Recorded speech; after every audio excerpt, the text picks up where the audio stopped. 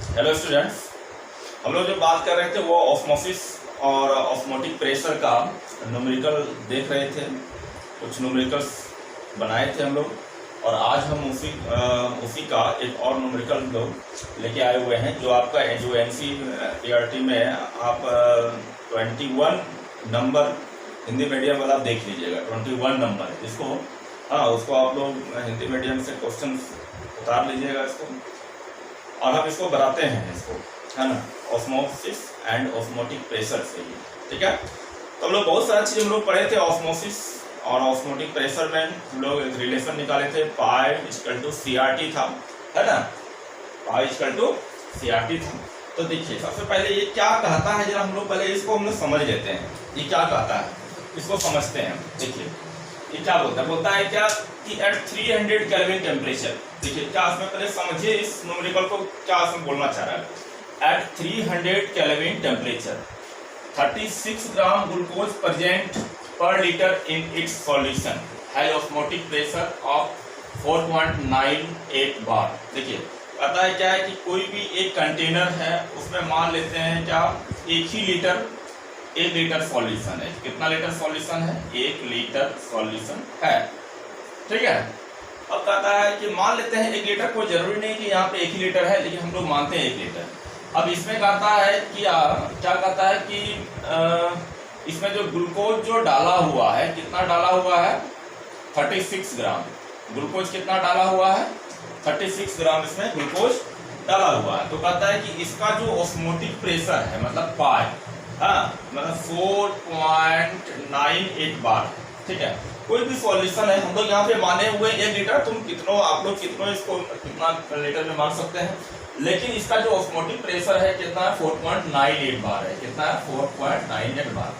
अब कहता है if the osmotic pressure of the solution is, मान लेते हैं कि कहता है कि कोई दूसरा एक विलियन है, ठीक है ना, कोई दूसरा, चाहे इसी का विलियन हो सकता है, हाँ इसी का विलियन हो सकता है। If the osmotic pressure of the solution, मान लेते हैं कि सॉल्यूशन का ऑस्मोटिक प्रेशर कितना है? 1.52 बार है। ठीक है, इस विलियन का। तो एट द सेम टेम्परेचर मतलब कितना? इसका कितना टेम्परेचर था? 300 केल्विन था। इसका टेम्परेचर कितना है? 300 केल्विन। तो इसका भी टेम्परेचर कितना होगा? 300 केल्विन, मतलब सेम टेम्परेचर वही ना हुआ। तो what should be it's concentration, कहता है तो इसका कंसंट्रेशन क्या है ना, इसका कंसंट्रेशन क्या है, मतलब कि नंबर ऑफ मोल्स निकालना है पर लीटर, है ना, नंबर ऑफ मोल्स निकालना है। ठीक है, समझ में आ रहा है? नंबर ऑफ मोल्स इसमें निकालना है। इसमें कितना नंबर ऑफ मोल्स, यहाँ जैसे कि यहाँ पे पर लीटर कितना था? 36 ग्राम था यहाँ पे ग्लूकोज, है ना, पर लीटर कितना था? 36 ग्राम।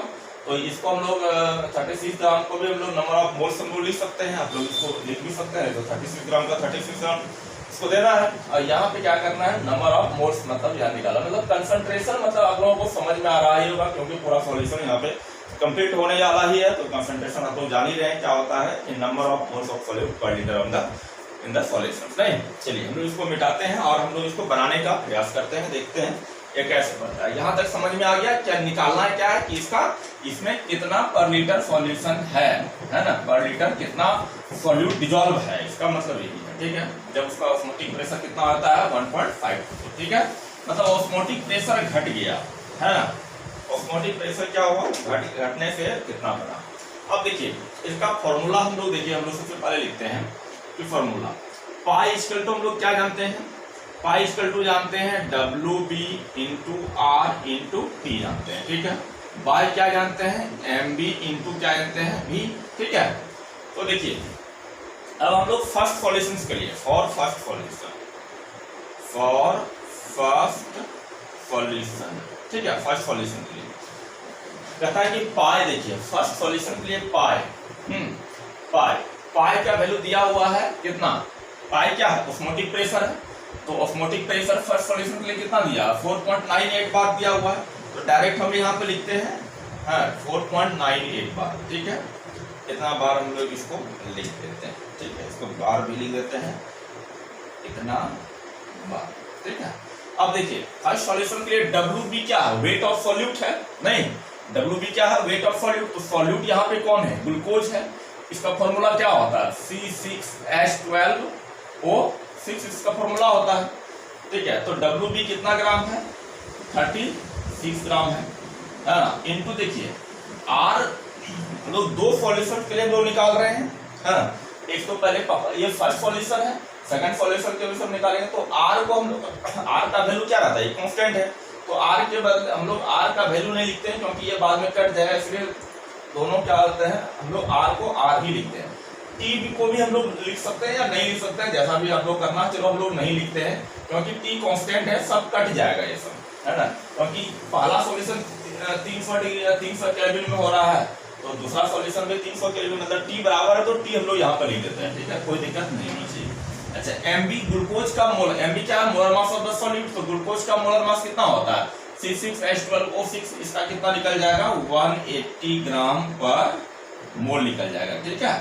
और इनटू यहाँ पे कितना हो जाएगा, इनटू यह देखिए, इनटू यहाँ पे हम लोग V कर देते हैं। V हम क्या है हमको नहीं पता है, V तो बराबर ही होगा जिसमें भी लेना है, ठीक।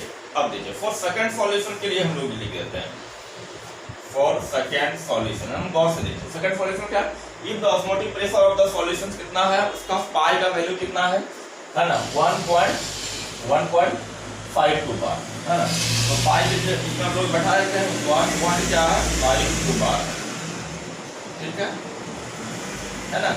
अच्छा, यहाँ पे WB तो पता नहीं है कितना है, क्योंकि WB/MB ही तो निकालना है हम लोग को, तो देखिए WB into R into T, है, और ये क्या होगा, MB इंटू B, इसको मान लेते हैं 1 और इसको मान लेते हैं 2 मान लेते हैं, ठीक है।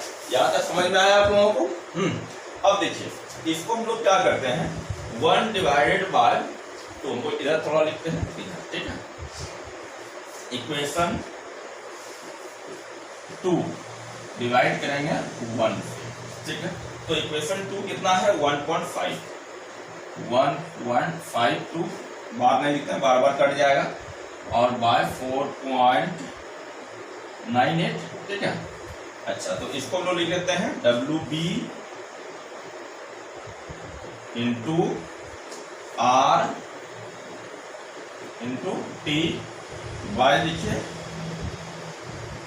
MB इंटू क्या होगा B, और बाय कितना हो जाएगा, कितना होगा, तो देखिए बाय कितना लिखेंगे, तो ये चला जाएगा फिर ऊपर, तो ये हम लोग यहाँ से लिखते हैं 180 ग्राम पर मोल इंटू V बाय कितना हो जाएगा 36 gram into R into T। देखिए वही चीज हम बताए थे ना कि T जो है सेम टेम्परेचर पे हो रहा है, तो 300 यहाँ लिखते हो, 300 यहाँ लिखते हो, क्या होता, वो कट जाता। R का वैल्यू हम लोग वहाँ 0.0821 लिखते, यहाँ इस सॉल्यूशन पे इसका भी वही, तो ये भी कट जाता, इसलिए दोनों को हम लोग क्या किया, हम लोग ये कटा दिए, तो ये भी क्या हुआ, कट गया, ठीक है।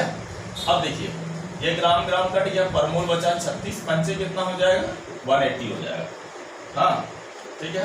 तो देखिए, तो अब हम लोग यहाँ पे अगर बात है करें 1.52 बाय 4.98, WB बाय क्या बच रहा है, MB इंटू 5 पर मोल, ठीक है।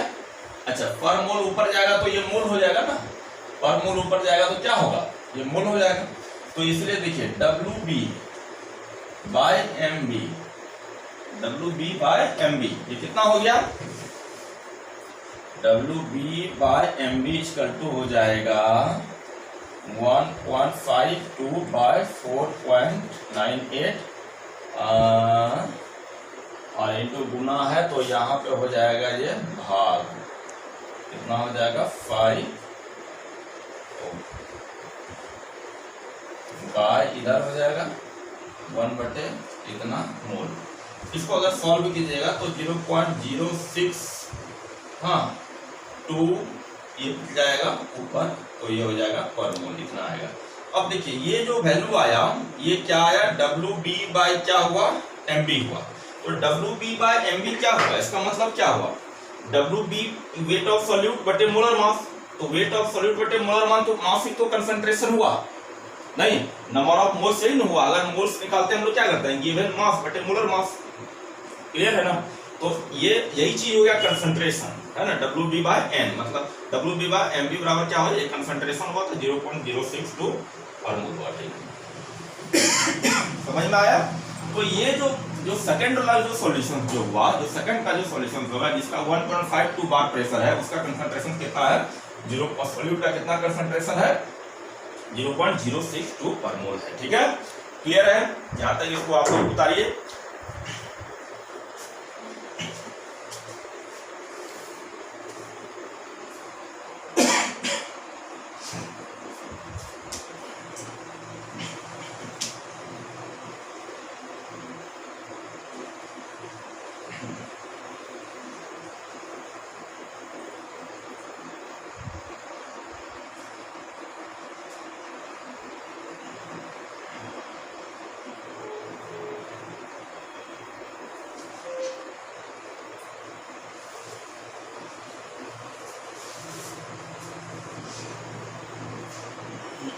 चलिए, इसको आप लोग उतार लिए हैं, हाँ, लिखिए इसको अच्छी तरह से लिख लीजिए।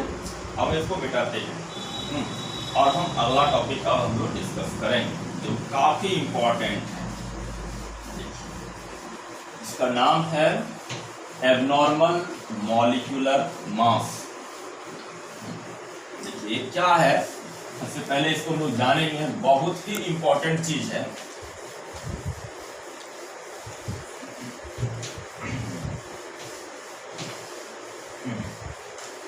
देखिए एबनॉर्मल मॉलिक्यूलर मास, ये बोर्ड जरा सही कर लेते हैं, तब हिल रहा है।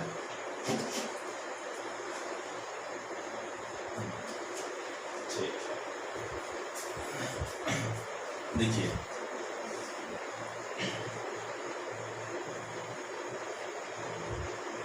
Abnormal molecular mass,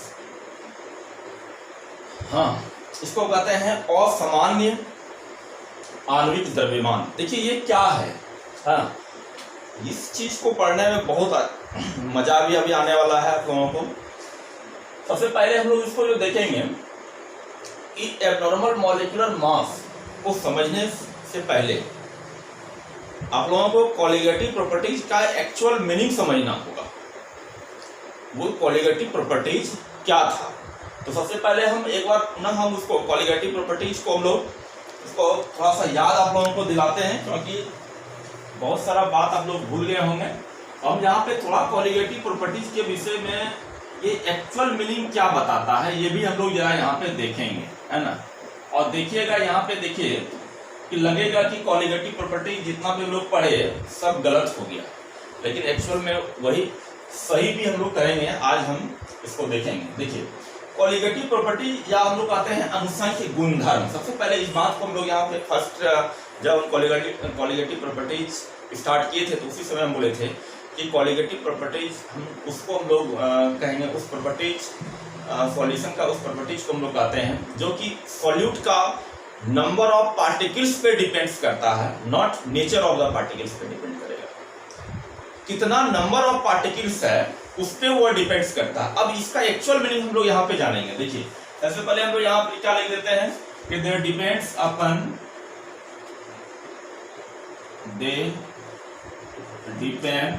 upon number of solute particle. देखिए solute particles and not depends upon nature of solute, nature of solute। देखिए इसका मतलब जो हम लोग आज हम लोग इसको समझेंगे कि देखिए नेचर पे डिपेंड्स करता है, नंबर ऑफ पार्टिकल्स पे, हाँ, नंबर ऑफ सॉल्यूट पार्टिकल्स पे डिपेंड्स करता है उसका कॉलिगेटिव प्रॉपर्टी। इसको हम लोग कहते हैं अनुसंख्यिक गुणधर्म, हिंदी में कहते हैं। तो नंबर ऑफ पार्टिकल्स पे ये कैसे डिपेंड्स करेगा, सबसे पहले हम लोग देखेंगे, और ये भी हम लोग पढ़े थे 4 टाइप्स ऑफ कॉलिगेटिव प्रॉपर्टीज। क्या तो पहला क्या था, पहला था आप लोगों को relative lowering in vapour pressure था। सेकंड क्या था, relation in boiling point temperature था। थर्ड क्या था, depression in freezing point temperature. और फोर्थ क्या था, ऑस्मोटिक प्रेशर। ठीक है, तो देखते हैं कि यह जो नंबर ऑफ पार्टिकल्स पे कैसे डिपेंड्स करता है, इसका मतलब हम लोग समझते हैं। देखिए हम यहाँ पे 4-5 बर्तन बनाते हैं। हाँ, इस बर्तन को देखिए सब में, इसमें पहले हम इसको समझने का प्रयास कीजिए कि ये क्या हम ये कोलिगेटिव प्रॉपर्टीज का एक्चुअल मीनिंग क्या हुआ। कितना हुआ 1 2 3 4, चलिए ठीक है, 4 हम बनाते हैं। देखिए मान लेते हैं कि इसमें सिर्फ क्या है, प्योर वाटर है, इसमें से क्या है, सिर्फ वाटर है, सिर्फ वाटर है, ठीक है। अब यहाँ पे एक में ले लिए हम लोग, अब इसमें से क्या है, अब इसमें सब में देखिए 1 kg है, वाटर कितना है 1 kg है, 1 kg वाटर है, ठीक है। इसको समझिए एकदम बहुत ही ध्यान से इसको समझिए कि हम क्या बोल रहे हैं। इसमें सिर्फ वाटर है, ठीक है, 1 kg। यहाँ पे 1 kg वाटर तो है ही, उसके साथ ही साथ यहाँ पे ग्लूकोज है, क्या है, ग्लूकोज है ना, वो भी कितना है 1 मोल है, कितना है 1 मोल।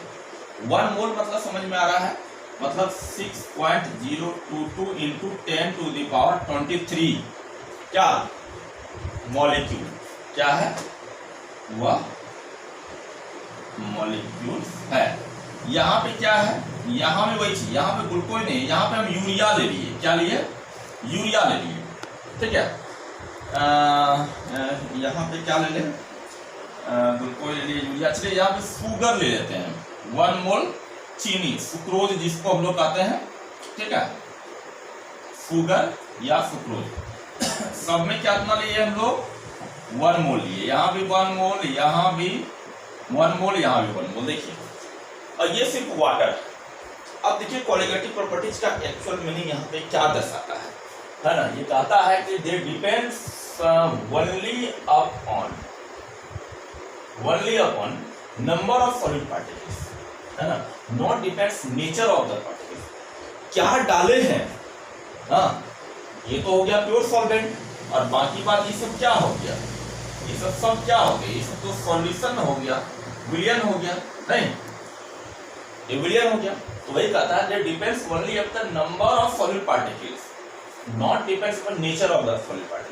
मतलब क्या डाले हैं, नेचर मतलब उसका प्रकृति क्या है ना, ग्लूकोज है, यूरिया है, इस शुगर है, हमको उससे कोई मतलब नहीं है, हमको उससे कोई मतलब नहीं है कि हम ग्लूकोज डाले हैं कि यूरिया डाले हैं, शुगर डाले हैं, क्या डाले हैं, हमको कुछ भी हमको पता नहीं है। बस ये हमको जानना है, ये हम यहाँ पे मतलब इससे मतलब रखता है कि कितना मॉलिक्यूल्स डाले हैं उसमें, या कितना पार्टिकल्स डाले हैं। दो मॉलिक्यूल्स यहाँ पे ग्लूकोज मॉलिक्यूल्स है, यूरिया मॉलिक्यूल्स है, शुगर है, सब में देखिए 1 मोल लिए हैं। 1 मोल मतलब क्या 6.022 इंटू 10⁻23 मॉलिक्यूल्स, यहाँ पे 1 मोल मतलब क्या 6.022 इंटू 10⁻23 मॉलिक्यूल्स, यही ना हम लोग बात कर रहे हैं।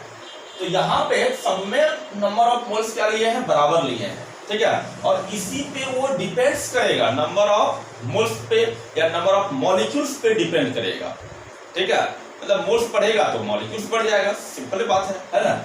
हमको ग्लूकोज लिए हैं, यूरिया लिए हैं कि शुगर लिए हैं, हमको कोई मतलब नहीं है। चलिए अब हम लोग आते हैं कोई एक कोलिगेटिव प्रॉपर्टीज को हम लोग ले लेते हैं। 4 कोलिगेटिव हम लोग पढ़े थे ना, relative lowering in vapour pressure, elevation in boiling point temperature, depression in freezing point temperature, और ऑस्मोसिस एंड ऑस्मोटिक प्रेशर। 4 हम लोग, चलो कोई भी हम एक लेते हैं। चलिए सबसे आसान, आप लोग सबसे जो आसान है वो elevation in boiling point temperature है।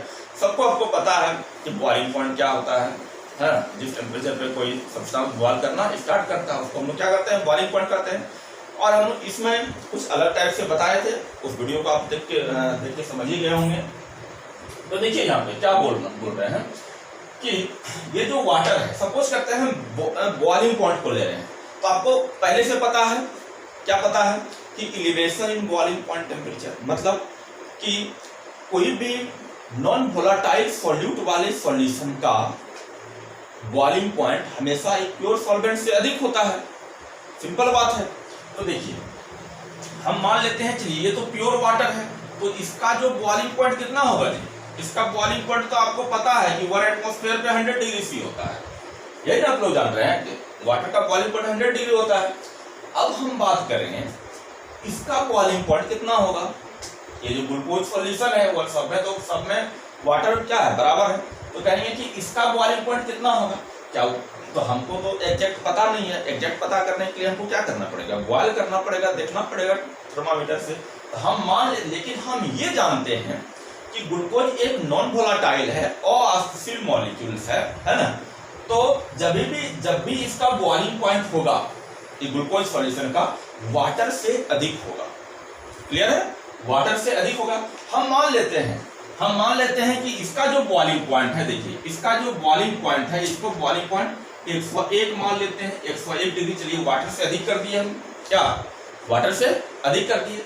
तो सवाल उठता है अब कि इसका बॉइलिंग पॉइंट कितना होगा। अब देखिए ये यूरिया 1 मोल यूरिया भी तो डाले हैं दूसरे फुल, इसका बॉइलिंग पॉइंट कितना होगा। ये तो हम मान लिए क्या कि ग्लूकोज सॉल्यूशन का बॉइलिंग पॉइंट 101 डिग्री हो गया। 100 से 1 डिग्री हम बढ़ा दिए नहीं। अब जो है सवाल उठता है कि यूरिया का बॉइलिंग पॉइंट कितना होगा। तो यूरिया का बॉइलिंग, शुगर का बॉइलिंग पॉइंट कितना होगा।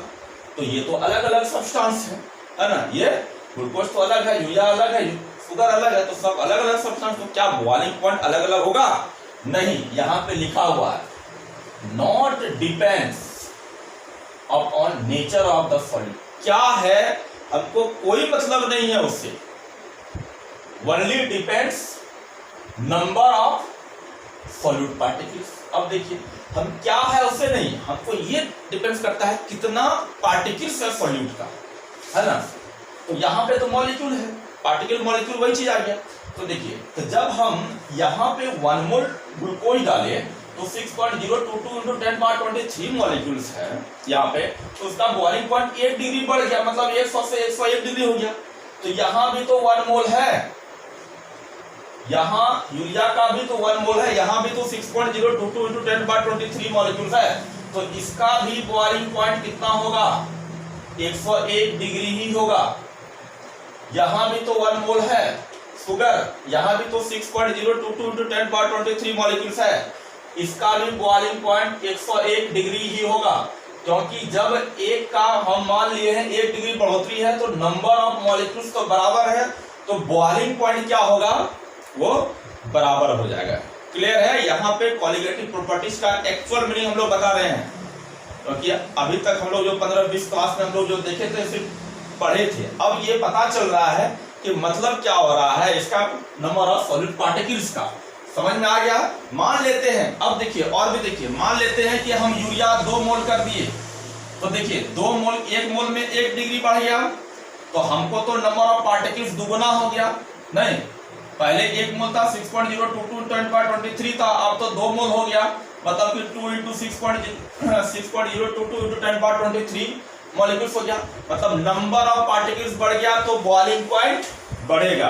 क्लियर है, कितना बढ़ जाएगा, हम मान लेते हैं कि इससे तो ज्यादा जरूर होगा। अगर 1 मोल बढ़ने से 1 मोल से 1 डिग्री बढ़ता है तो 2 मोल से हम लोग मान लेते हैं कि कितना बढ़ जाएगा जी, 102 डिग्री हो जाएगा। मान लेते हैं कि ये हम लोग चीनी 3 मोल ले लिए, ठीक है, तो 3 गुना नंबर ऑफ पार्टिकल्स हो गया। अब देखिए नंबर ऑफ पार्टिकल्स 3 गुना हो गया, इसका मतलब क्या हुआ कि 103 डिग्री हो गया, मान लेते हैं। ठीक है, क्लियर है, यहां तक कोई दिक्कत है। अब सवाल उठता है कि क्या, हाँ अब देखिए, अब सवाल उठता है क्या हम 1 मोल NaCl ले लेते हैं, क्या लेते हैं, 1 मोल NaCl ले लेते हैं। कितना लिए, 1 मोल NaCl लिए तो कितना पार्टिकल्स होगा, 6.022 × 10⁻23 पार्टिकल्स हो गया।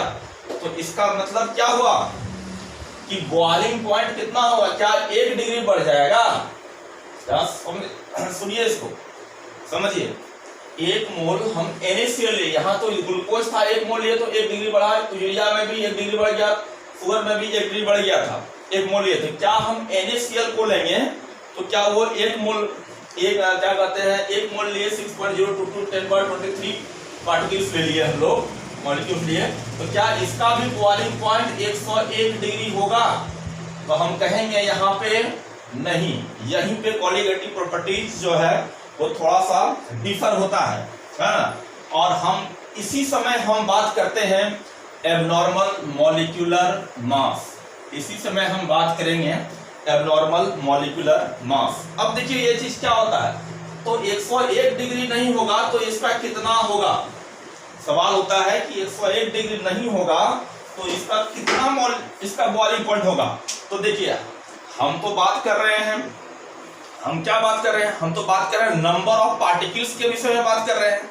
और आपको ये पता है कि जब कोई NaCl सोडियम क्लोराइड वाटर में जाता है तो हमको तो लगता हम तो दिए हैं 6.022 × 10⁻23 पार्टिकल्स, लेकिन NaCl वाटर में जाके क्या करता है, डिसोसिएट कर जाता है।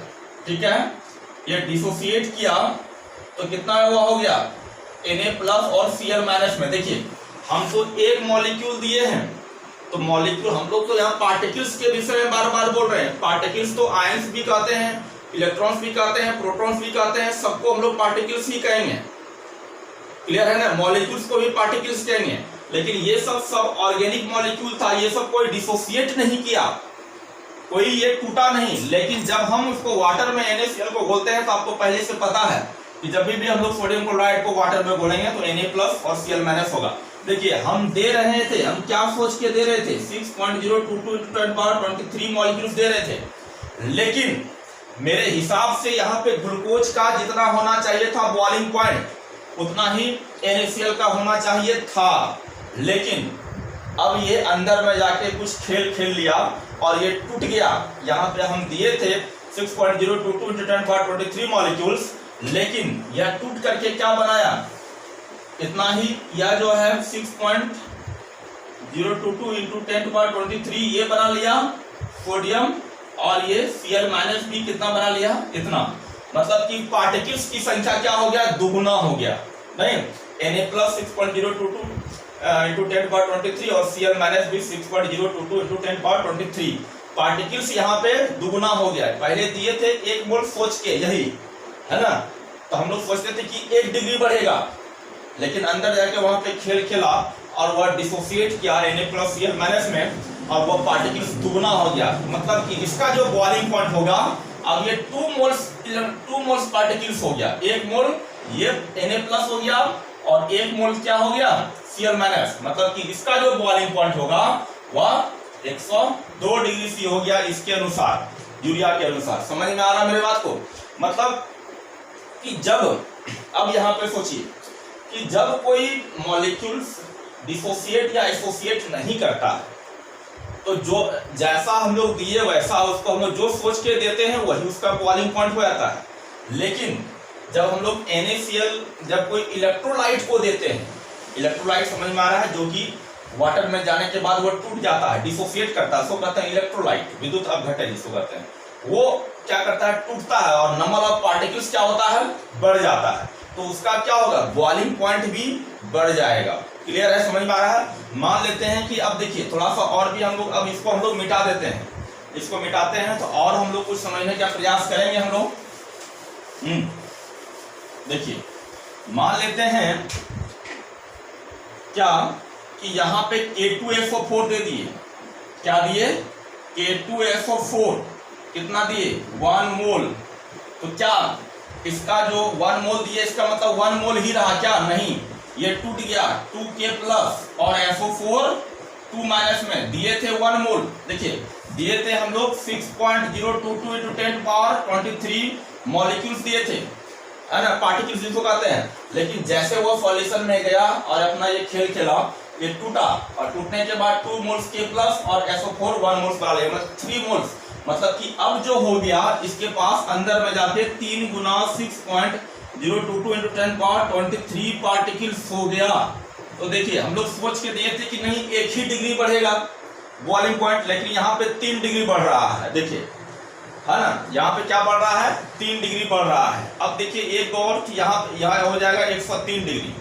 अब देखिए यहाँ पे गौर जरा यहाँ पे कीजिए कि एबनॉर्मल मॉलिक्यूलर मास हम लोग यहाँ पे क्या होता है, जरा एक चीज और भी बता देते हैं। मतलब कि कुछ मॉलिक्यूल्स है ना, मतलब कुछ मॉलिक्यूल्स क्या होता है, वो सॉल्यूशन में जाने के बाद वह डिसोसिएट कर जाता है, जिसके कारण नंबर ऑफ आयंस क्या होता है, बढ़ जाता है। ठीक है ना, नंबर ऑफ आयंस क्या हो गया, वो बढ़ गया। इसको हम मिटाते हैं जरा, उसको हम लोग रहने देते हैं। अब देखिए कुछ मॉलिक्यूल्स क्या करता है, एसोसिएट हो जाता है जाके। देखिए हम लोग मान लेते हैं कि कोई एक सॉल्वेंट, यहाँ पे वाटर नहीं लिए, हम लोग यहाँ पे ले लिए बेंजीन, यहाँ पे क्या लिए, बेंजीन लिए, ठीक है, यहाँ पे बेंजीन लिए, और बेंजीन में हम एसिटिक एसिड ले लिए।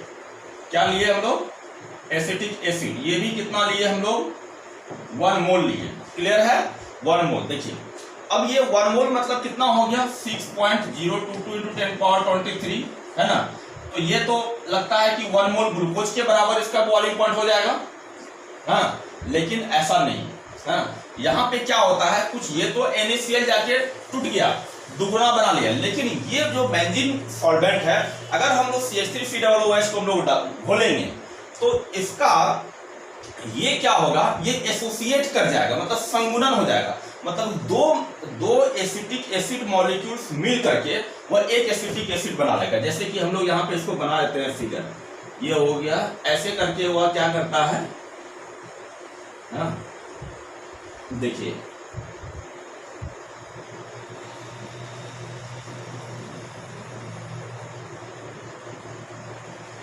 ऐसे करके वह एसोसिएट कर गया। देखिए एक मॉलिक्यूल यहाँ पे हुआ और एक मॉलिक्यूल यहाँ हो गया, मतलब पार्टिकल्स घट गया। अब देखिए दो CH3COOH मिलके एक मॉलिक्यूल बना लिया, तो इतना 6.022 × 10⁻23 मॉलिक्यूल्स कितना बनाएगा, इसका आधा कर लेगा नहीं। मतलब कि अब जो यहाँ पे जो हम लोग जो बेंजीन में CH3COOH को घोले तो दिए थे 6.022 × 10⁻23, मतलब कि सोचे थे कि 1 डिग्री हुआ जो बढ़ जाएगा, लेकिन यहाँ पे जब रिजल्ट जब देखते हैं 0.5 डिग्री से बढ़ा, मतलब 1 डिग्री से भी कम हो गया। मतलब क्या हुआ कि इसका एसोसिएट कर गया, मतलब कि 2 मॉलिक्यूल्स एसिटिक एसिड मिल करके एक मॉलिक्यूल्स बनाया, तो मतलब इतना मॉलिक्यूल्स मिलेगा तो कितना बनाएगा, इसका आधा बना लेगा नहीं। तो देखिए मॉलिक्यूल्स यहाँ पे घट गया, यहाँ पे मॉलिक्यूल्स, यहाँ पे पार्टिकल्स बढ़ रहा था, जिसके कारण एलिवेशन इन बॉइलिंग पॉइंट बढ़ गया। यहाँ पे मॉलिक्यूल्स घट रहा है, मॉलिक्यूल्स क्या हो रहा है, या पार्टिकल्स घट गया, हम लोग दिए थे ज्यादा, हो गया उसका आधा नहीं, तो इसलिए इसका बॉइलिंग पॉइंट कितना हो जाएगा, मतलब जो 1 डिग्री बढ़ने वाला था वो कितना बढ़ जाएगा, अब वो आधा डिग्री बढ़ेगा, क्योंकि नंबर ऑफ पार्टिकल्स पे ही डिपेंड्स करता है। यहाँ से 6.022 × 10⁻23 से हम लोग 1 डिग्री माने थे बढ़ेगा, लेकिन जब हम लोग इसका आधा हो गया तो इसको श्योर है कि इसका बॉइलिंग पॉइंट भी आधे बढ़ेगा ना, समझ में आया। तो देखिए अब इससे क्या निष्कर्ष निकालते हैं हम लोग, अब निष्कर्ष सही निकालते हैं कि हम लोग कहते हैं कि जरा गौर से देखिए कि इसका जो मॉलिक्यूलर मास, इसका मॉलिक्यूलर मास कितना था, इसका 23 और 35, ये हो गया 58.5, ठीक है, और इसका कितना है, इसका है 23 और इसका कितना है 35.5। देखिए ये क्या निष्कर्ष निकाला कि हम लोग दिए थे 58.5 वाले, गौर से देखिए हम लोग तो ये नहीं सोचे थे कि वहां पे टूट जाएगा जाके, हम लोग दिए 58.5 मॉलिक्यूलर मास वाले दिए, लेकिन वो घट करके वो जो टूटा और वो अपना मॉलिक्यूलर मास किसमें चेंज कर लिया, पार्टिकल्स में, 23 और 35.5, मतलब मॉलिक्यूलर मास घट गया। अब देखिए मॉलिक्यूलर मास घट गया तो निष्कर्ष क्या निकला, हम लोग तो दिए थे 58.5 में, मतलब इसका 1 डिग्री बढ़ेगा, 100 था वाटर का तो 101 डिग्री बढ़ेगा। हम लोग ये नहीं सोच के दिए थे, हम तो ये कभी नहीं सोचे थे कि हम ये जाके टूट जाएगा, हम 1 मोल दिए थे लेकिन हो गया 2 मोल जाके अपने आप।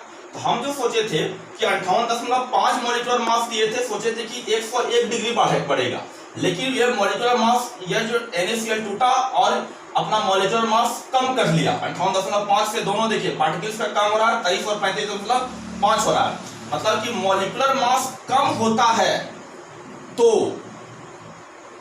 कॉलिगेटिव प्रॉपर्टी में वृद्धि होता है ना। तो यह क्या हो जाएगा, 101 नहीं होके अब कितना हो जाएगा, 102 हो जाएगा। मतलब देखिए है ना कि मॉलिक्यूलर मास कम अगर होता है तो कॉलिगेटिव प्रॉपर्टी में क्या हुआ, वो वृद्धि हो गया, 101 नहीं होके 102 हो रहा है। अब देखिए जब हम लोग उल्टा हो रहा है नहीं कि मॉलिक्यूलर मास कम तो कॉलिगेटिव प्रॉपर्टीज ज्यादा, ठीक है, मतलब यहाँ पे साफ निष्कर्ष यहाँ से निकलता। और यहाँ से यहाँ पे बता देते हैं, देखिए अब जो हम लोग यहाँ पे इसका जो सिर्फ एसिटिक एसिड का जो मॉलिक्यूलर मास, ये तो एक पार्टिकल्स हुआ तो इसका मास 60 ग्राम पर मोल आता है, ठीक है ना।